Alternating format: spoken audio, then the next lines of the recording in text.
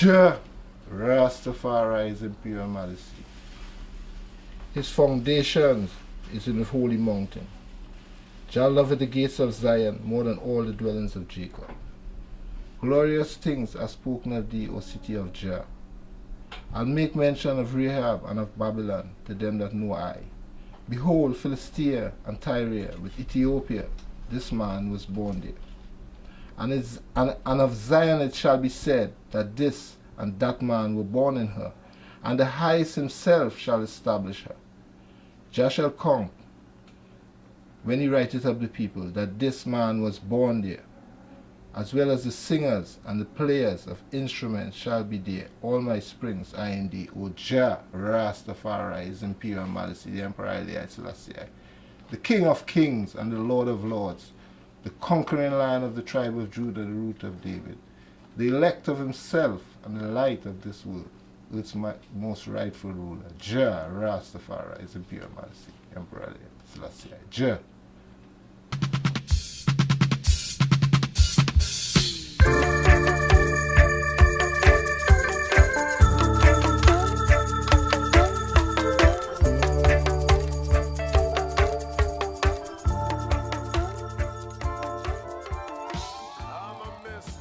My name is Artist Opio Chung, and I'm a leather craftsman, designer, artist, all art forms in the liberty of Rasta. My life as a child was very creative, subtle, and cared for a lot of animals and birds and different forms of natural life. Growing up in Trinidad, I was fortunate to have both parents in my house, and life was kind of simple but comfortable and satisfying. You know? So growing up in Trinidad, it was very creative and very natural, growing up among the trees and the hills and the bushes, to be free from Babylon concrete jungle. Well, the hats really is a form that came natural. Being Rastafarian, becoming Rastafarian at an early age, we cover our hair because it's like a consecration upon our head. So the hats wasn't really like for resale at the start. It was like to cover the hair and to keep the hair clean and official Rastafarian way. So development of the hats come from being Rasta and using the hat and becoming like an everyday piece and taking it serious that man need a proper hat. So it's from that angle the hat develop and come to reach the stage of fashion. You know, but this works never start on fashion. This work start from being spiritual and knowing the works of Jah is powerful.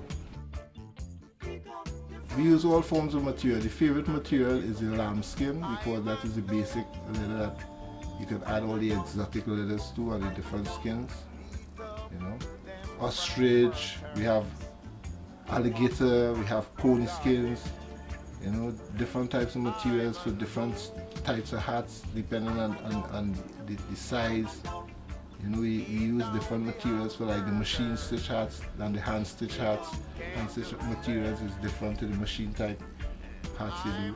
You know, so it's different materials. We use all materials in all forms, meaning like there's a lot of material available, like goat skins, lamb skins, buffalo. Depends on the type of a project you're on with the hat. During the course of the years, did a lot of work on and perfect the patterns to a certain degree. So we have the process like cutting it by hand, punching it by hand, selecting the buttons, the different accessories to go with it, and take it stage by stage and doing it in a professional manner during the course of the years and bring it to a certain level. So you just the patterns and your whole outlook of what you're doing with the art form and bring it to a certain perfection, and using Rastafarian techniques of making things by hand, you know, because people don't really like to use their hands, you know. People like to just get things made by companies and follow styles. I have paintings, I have